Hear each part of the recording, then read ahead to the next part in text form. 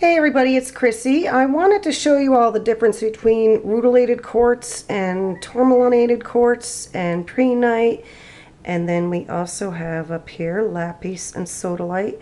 There's a lot of confusion for some people about what's what.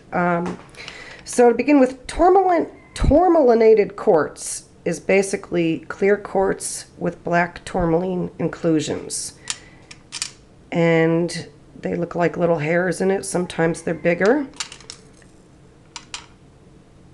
And you can see how they are growing in there. This is a higher end piece, this necklace, because it's really clear quartz with really fine needles in it.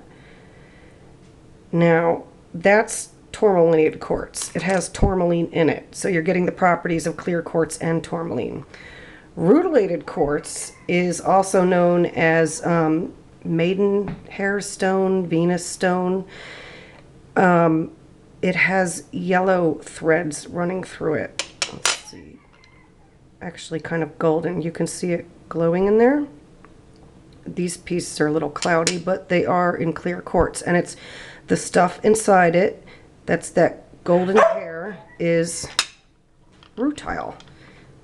My helper is over here watching as I take this. There's no escape from the dogs when I make these videos. Now, something that you might be confused about also is prehnite. Now, I was thinking that prehnite had tourmaline inclusions in it, but it's actually, I looked it up and did a lot of research on it, epidote, which I think is in the tourmaline family, but it's not the same thing. So, entirely different stone. But these two are basically a clear quartz base with inclusions. And I also have a rutilated quartz necklace here. This one is really a lot of yellow in it. So some people call tourmalinated quartz black rutile, but basically it's, I don't think it is. I think it's tourmaline, not rutile. So that's the difference between those. Now, if we go to lapis and sodalite, these are really confusing for people. And my quick and easy way to tell them apart, now these are lapis over here, and this is all sodalite. I've got them in raw and polished. Lapis will have pyrite flecks in it that usually look metallic. And your higher end lapis is a much more vibrant, like a cobalt blue. And you can see this is the raw stuff. You can see how vibrant that blue is in some of these pieces.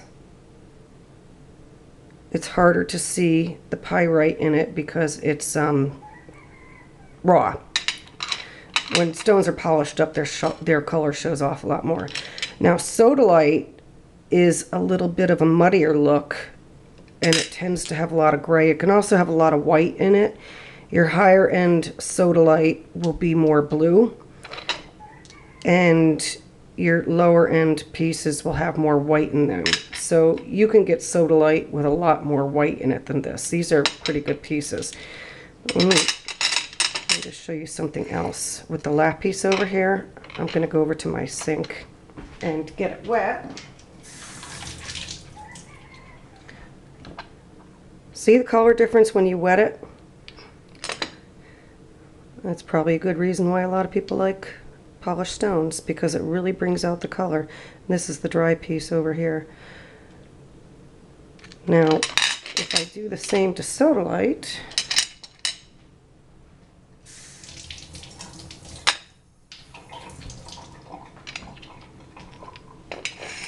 wet sodalite compared to a tumble stone, it's not